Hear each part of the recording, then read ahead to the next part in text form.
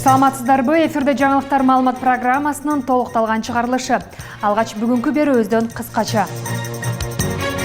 Ошто нейтрал деген аталыштагы жаштар тобунун айрым мүчөлөрү кармалды. Алар адамдарга кол салып тоноп жүрүшкөн.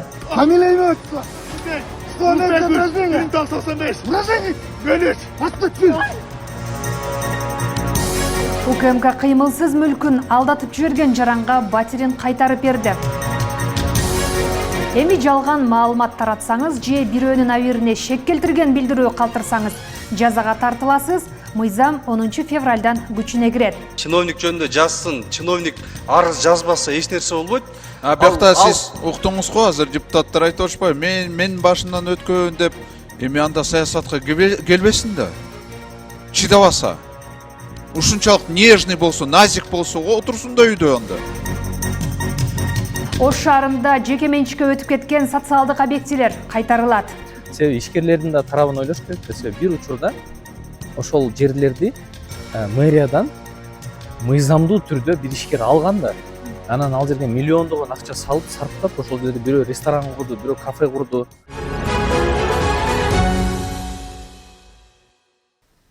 Алдыда буларга кененирээк токтолобуз. Улуттук коопсуздук боюнча мамлекеттик комитет Ош облусунда адамга кол салган нейтрал деген аталыштагы жаштар тобунун айрым мүчөлөрү кармалганын билдирди. Атайын кызматтын маалыматына ылайык 9 январда сөз болуп жаткан топтун мүчөлөрү бир жаранга бычак сайып, ага Ош облустук ооруканасында бир нече жолу операция жасалган. Бул факты боюнча кылмыш иши козголуп, 24 жана 23 жаштагы 2 адам кармалып, камакка алынган. Коопсуздук органы Ош шаарында өз ара уюшулган жаштардын тобуна тиешеси бар делген дагы 3 жигит аныкталып, аларга түшүндүрүү иштери жүргүзүлгөнүн кошумчалады. УКМК жаштарды, анын ичинде спортчуларды, ар кандай топтордун мыйзамсыз иштерине аралашпоого чакырды. Архитектура, курулуш жана Турак-жай коммуналдык чарба мамлекеттик агенттигинин шаар куруу жана архитектура башкармалыгынын Ысык Көл облусу боюнча өкүлчүлүгүнүн башчысы пара талап кылууга шектелүүдө. Бул тууралуу 4 февралда улуттук коопсуздук боюнча мамлекеттик комитет кабарлады. Мекеме тараткан маалыматка караганда, Ысык Көл районунун Бостери айылында жайгашкан жер тилкелеринин башкы планын текшерүү учурунда жергиликтүү тургунду пара берүүгө мажбурлаган. Бул факты боюнча кылмыш жаза кодексинин 343 пара талап кылуу беренеси боюнча кылмыш иши козголду. Шектүү 3 февралда мурда алган параны кайтарып берип жаткан жеринен кармалганы маалымдалды. Ал Каракол шаардык ички иштер башкармалыгынын убактылуу кармоочу жайына киргизилди. Азыркы учурда тергөө иштери жүрүп жатканы кабарланды. Шектүүнүн жакындары жана адвокаты комментарий бере элек. 2 күн мурда УКМК эсеп палатасынын башкы инспектору пара менен кармалганын маалымдаган. Президент Садыр Жапаров 2024 жылдын 31 декабрында коррупцияга айыпталгандарга жазаны күчөтүү тууралуу мыйзамга кол койгон. Ага ылайык коррупция беренеси менен соттолгондорго мамлекеттик кызматта иштөөгө өмүр бою тыюу салынат. Башкы прокуратура жаңы ачылган жагдайларга байланыштуу Эркин Мамбеталиевке карата козголгон кылмыш ишин кайра карап чыгуу өтүнүчүн жогорку сотко жөнөттү. Бул тууралуу жогорку соттун расмий сайтындагы маалыматта белгиленди. Көзөмөл органы муну менен жогорку соттун буга чейинки 2009, 2010 жана 2011 жылдардагы токтомдорун жокко чыгарууну өтүнгөн. Буга байланыштуу соттук отурум бүгүн 4 февралга белгиленген. Акипресс маалымат агенттиги Мамбеталиевдин иши Кримтөбөл Рыспек Ахматбаевдин өлүмүнө байланыштуу экенин жазды. Башкы прокуратура бул боюнча комментарий бере элек. Эркин Мамбеталиевди 2024 жылы 8 августта Бишкектин көчөлөрүнүн биринде улуттук коопсуздук боюнча мамлекеттик комитетинин кызматкерлери кармаганы кабарланган. 9 августта УКМК расмий маалымат таратып, Эркин Мамбеталиев Кримтөбөлдөр Камчы Гүлбаевдин жана Рыспек Ахматбаевдин криминалдык чөйрөсүндөгү кылмыштуу байланыштарынан жана андагы өзгөчө таасиринен пайдаланып, алардын колдоосу менен коммерциялык мүнөздөгү жеке маселелерди чечкени аныкталганын билдирген. 25 сентябрда атайын кызмат Мамбеталиев баасы 5 миллион 716 миң 307 акш долларына бааланган бир катар мүлкүн мамлекетке өткөрүп бергени маалымдалган. Эркин Мамбеталиев Кыргызстандын мурдагы президенти Алмазбек Атамбаевдин жан сакчысы, уюшкан кылмыштуу топтун мүчөсү деген шек менен бир катар оор кылмыштарга айыпталып, аны өмүрүнүн акырына чейин эркинен ажыраткан өкүмдөр да чыккан. Бирок соттун чечими менен өкүмдөр жокко чыгарылып, ал бошотулган. УКМК кыймылсыз мүлкүн алдатып жиберген жаранга батирин кайтарып берди. Бул тууралуу атайын кызматтан кабарлашты. Шек жараткандар 66 жаштагы жарандын батирин риэлтордук компанияга саттырышкан. Өздөрүн Улуттук банктын өкүлү, Ички иштер министрлигинин тергөөчүсү жана УКМКнын кызматкери катары тааныштырып, жабырлануучуга телефон чалышкан. Ар кандай жолдор менен аны риэлтордук компанияга батирин өз баасынан арзан саттырышкан. Алдамчылар акчаны алууну пландап жатканда жабырлануучу шектенип, УКМКга кайрылган. Натыйжада кимдир телефон чалганы аныкталып, номер клон экени белгилүү болгон деп айтылат маалыматта. Ыкчам иш-чаралардын натыйжасында риэлтордук компания батирди кайтарып берүүгө макул болгону кошумчаланды.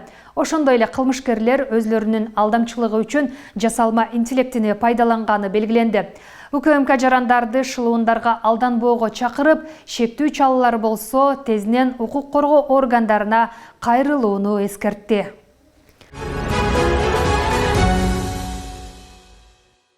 Жалган жала, мазактуу айыппул менен ооздукталат. Бул мыйзам долбооруна президент Садыр Жапаров 31 январда кол койгон.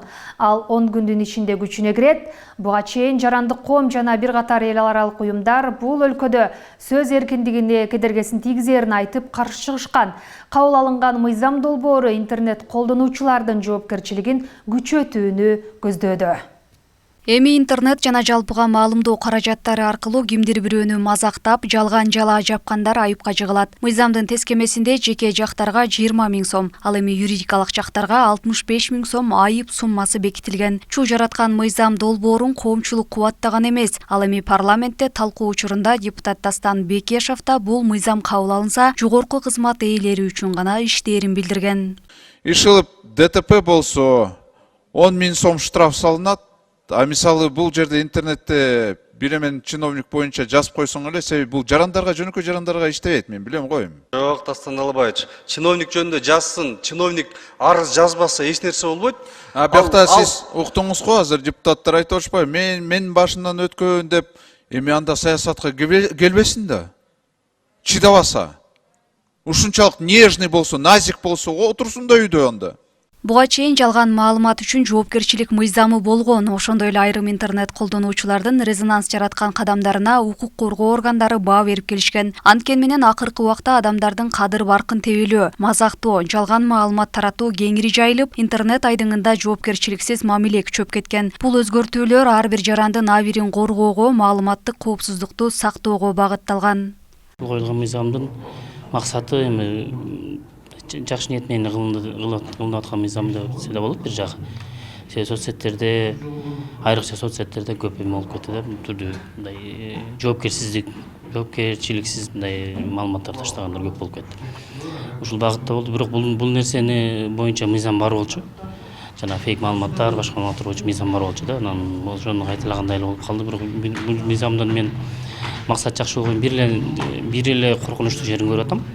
Бул жанагы маалыматтын жалган же жалган эмес экенин, жала же жалган эмес экендигин ички иштер органдары аныктай турган болуп атат да. Бул эми ички иштер органдары кандай деңгээлде кантип аныктайт? Ушул жерде бир аз мындай тынчсыздандырып турат. Анан мыйзам бузуу жазаланыш керек туура эле, бирок мыйзамдын бузулгандыгын сот чечиш керек да. Соттун чечими менен анан болуш керек. Мыйзам долбоорунда жарандар тарабынан жазылган пикирди алгач Маданият министрлиги тескей тургандыгы эл өкүлдөрү тарабынан сынга алынган. Андан соң ишти тергөө ички иштер органдарына өткөрүлгөн болчу. Адатта катталган арыздын чын бышыгын сот органдары териштирип бүтүм чыгарса, эми ал милдетти ички иштер органдары жүргүзгөн соң сотко өткөрөт. Юристтер менен биргеликте биздин юридикалык башкармалыгыбыз бар, ошолор менен биргеликте окутууларды уюштуруп жатабыз. Азыр бул жаңы кабыл алгандыгы үчүн бизде азыр статистика жок бул боюнча. Жарандар ички иштер министрлигине кайрылса, биз протоколдорду түзүп, анан сотко жиберип коебуз. Жалган маалымат таратканда мурда өзгөчөлүгү мурда сот органдарына кайрылчу, жеке тараптан мен жанагы кадыр баркыма доо келтирди деп деген учурлар көп эле чыгып жүрөт го интернетте. Анан ошол боюнча мурда сот органдарына кайрылчу. Ал эми чөккөндөр боюнча мурда биз майда бир баштык беренеси менен карачубуз. Ошол негизинде сот тарабынан алдык, сот тарабынан каралчу, биз протокол гана түзчүбүз.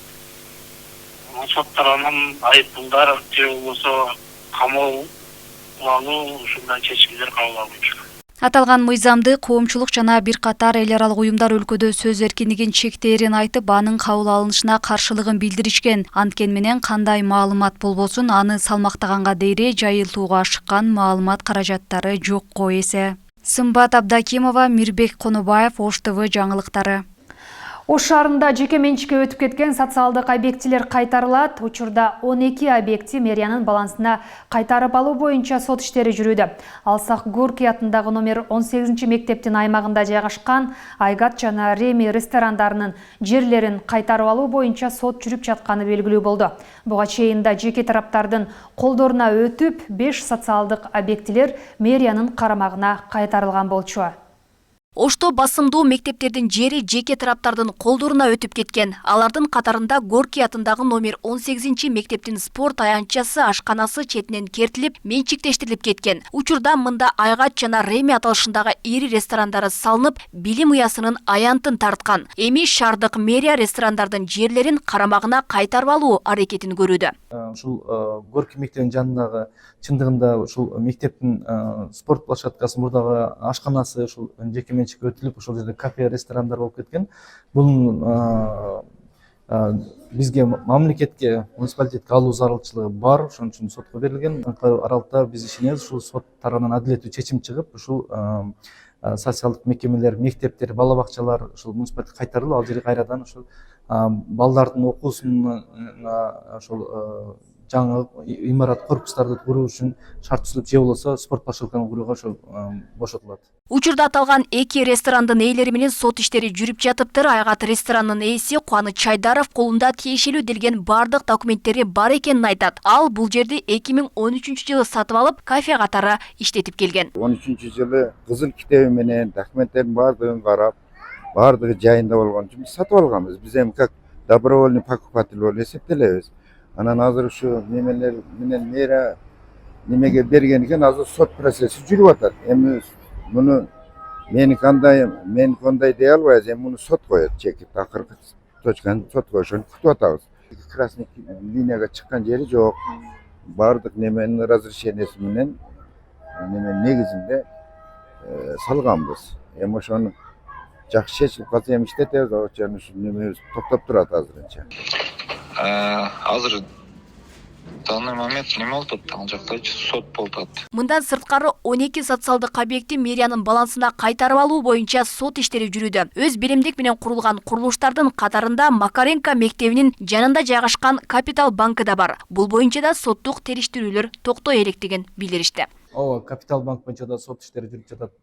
Капитал банктагы ошол 514 чарчы метр убактылуу келишим менен эле берилип, кийин ушул мыйзамсыз түрдө ошол жерде капиталдык курулуш куруп алган фактысы болгон да. 2024-жылдын ичинде жалпысынан 71 ошол укук көйлөндүрчү бир субъектке ошол документтер алынган. Анын ичинен 22 актив боюнча бул ушу жер тилкеси имараты менен ушул биздин улуттук коопсуздук мамлекеттик комитети жана прокуратура органдары менен катталган. Буга чейин Матраимовго тиешелүү делген РМ спорт клубу Ош шаардык мэриясынын карамагына өткөн. Ошол спорт клубка жанаша жайгашкан футболдук аянтча Спаналиев дарегиндеги мейманкана, Динамо күрөш залынын айланасындагы 2 жер тилке алынган. Ошол убагында берген жерлерди, токтомдорду чыгарып берген жетекчилерди, мэрлерди, бөлүм башчыларын бардыгын бүгүн кайрадан жазага тартыш керек. Эгер биз бүгүн жанагы болуп аткан окуянын кесепети менен эле күрөшө берсек, кайтаруу менен элечи, анда бул токтобойт. Себеби ишкерлердин да тарабын ойлош керек да. Себеби бир учурда ошол жерлерди мэриядан мыйзамдуу түрдө бир ишкер алган да. Анан ал жерге миллиондогон акча салып, сарптап, ошол жерде бирөө ресторан курду, бирөө кафе курду. Анан азыркы кайтаруу учуруна келгенде бир эле ишкер күнөөлүү болуп калбаш керек да. Ошону берген адам да күнөөлүү болуп, тең жоопкер тартылыш керек. Ал арада Оштогу Sunrise мейманканасынын жери мамлекетке кайтарылганы белгилүү болду. Мейманкана катары колдонуп келген бул жай мурдагы бала бакчанын имараты болгон. Имарат мэриянын жана башка мамлекеттик органдардын кызмат адамдары тарабынан жеке менчикке мыйзамсыз берилген. Ал эми мектептердин аянтын жеке жактарга, капиталдык курулуштарды курууга берилген фактылар 1991 жылдан 2006 жылдар аралыгында эң көп катталган. Алмагүл багысы Мирбек Конубаев, Ош ТВ. УКМКнын Оштогу бөлүмүндө дин мыйзамына киргизилген өзгөртүүлөр боюнча түшүндүрүү иштери жүргүзүлдү. Ага облустагы жана шаардагы мечиттердин имамдары, жергиликтүү бийлик органдары катышты. Анда кабыл алынган жаңы мыйзамды ишке ашырууда керек болгон чаралар жөнүндө сөз болуп, айрым мечиттин имамдарына эскертүүлөр берилди. Ошондой эле дин тутуу эркиндиги боюнча маселелер көтөрүлүп, сунуштар айтылды. Ош шаар Ош облусу боюнча атайын диний уюмдардын өкүлдөрүнө, дин кызматкерлерине, ошондой эле мамлекеттик жетекчилерине ушул мыйзамда көрсөтүлгөн милдеттемелер, чечимдер боюнча биз түшүндүрүү иштерин жүргүзүп атабыз. Бул деген негизи биз эми бул мыйзамды элге жеткизүү максатында дагы мындай иштерди көп кылабыз. Бул 1-3-4-5 айга чейин бул түшүндүрүү иштери бар. Ал жерде баягы чектөөлөр бар, тыюулар бар. Ошол мыйзамдарды элге жеткиликтүү кылыш үчүн ушундай жыйындарды өткөрүп атабыз. Мындайларда тилекке каршы жок эмес, катталган. Мындай нерселер дагы тартипке түшөт. Биз биринчи быйылкы жылдын пландарыбызда, казияттын түзүлгөн пландарыбызда ошол имамдардын билим деңгээлин аныктоо боюнча аттестациялык комиссиядан өткөрөбүз. Мына ошол учурларда ким кандай, билим деңгээли кандай, ким кайсы агымда, мына ушулар дагы да бизге ачык болот. Анан ошондо тиешелүү чараларды көрөбүз буюрса.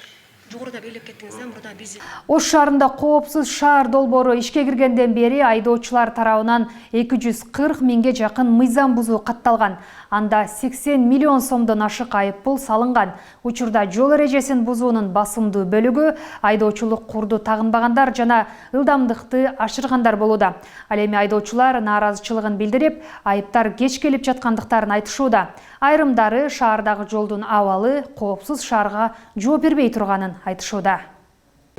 Азыр балдар английский жазды, анан чыкты. Мына, у вас нет нарушения. Көрдүңүзбү? Жок. Мына, жок. Асан Мырзабек уулу Ош шаарынын тургуну. Ал көп жылдан бери чет өлкөнүн номериндеги унааны айдайт. Ага коопсуз шаар долбоору ишке киргенден бери жол эрежесин бузгандыгы тууралуу маалымдама келбей, унаасындагы айыптарды жол кайгылык кызмат аркылуу гана билген. Каарманыбыз айыптар түндүк тиркемесине чыкпай жаткандыгын айтып, кээ бир учурда 3 ай аралыгында да айыптар келбей жатканын билдирди. Ой, өзүбүз келип чыгарып кетебиз да. Сразу неме жагын караса жакшы болот эле. Сразу эмбага чүрүп бере турган жагын караса жакшы да. Күндүгө карап турасың муну. Болсо келесиң. Иногда бывает, ишиң чыгып калат, келе албай каласың, жолдо кармап калсаң. Каладагы башка унаа ээлери дагы айыптар кечигип келип жатканын ырасташты. Алар убагында билдирүү келсе, айыптарды төлөө ошончолук оңой болот эле дешет. Чыкпайт да бу жактан, чыкпайт да. Түндүктөн чыкпайт да. Кээ бир жерлери жооп берет, кээ бир жери жок. Буякта парковка жок, машина коюш барат. Ошон үчүн жакка чыгып кетип атат. Коопсуз шаар долбоорунун кызматкерлери жеткирүү кызматында кемчиликтер болуп жатканын моюндап, жакынкы убактары бул маселе толугу менен чечилерин айтты. Ошондой эле коопсуз шаардагы айыптарды 6 ай убакыт аралыгында айдоочуларга жөнөтүү мыйзамдуу экенин билдирди. Мындан сырткары жол эрежелери боюнча маалымкатты айдоочунун колуна алганга чейин айыптарга эч кандай туум кошулбай турганын кошумчалады. Бизде база иштебей калган учур болгон, эми кыска мөөнөткө атак 43-чү берененин негизинде 6 ай срок бар да. Биз 6 айдын ичинде обработка кылып, жарандарды түндүгүнө чыгарганга убактыбыз бар. 6 ай ичинде чейин 6 ай ичиге чейин биз карап бул жактан обработка кылып, анан жарандардын эмесине кетиребиз да. Анан көп жарандар түшүнбөй атат. Азыр түндүгүндө ачса эле түндүктүн эң астында 30 күн деген жазуу бар да. 30 күндөн кийин менин срогум өтүп кетиптир деп түшүнүп атат да. 4 ай өтүп кеткен, 3 ай өтүп кеткен штрафын эми көрүп алып туруп, 30 күн менин срогум, мен мынчасында түзсөм 30 күн менин срогум өтүп кеткен турбайбы, бүтүп калган турбайбы деп ошол вопростор менен көп кайрылышат. Бирок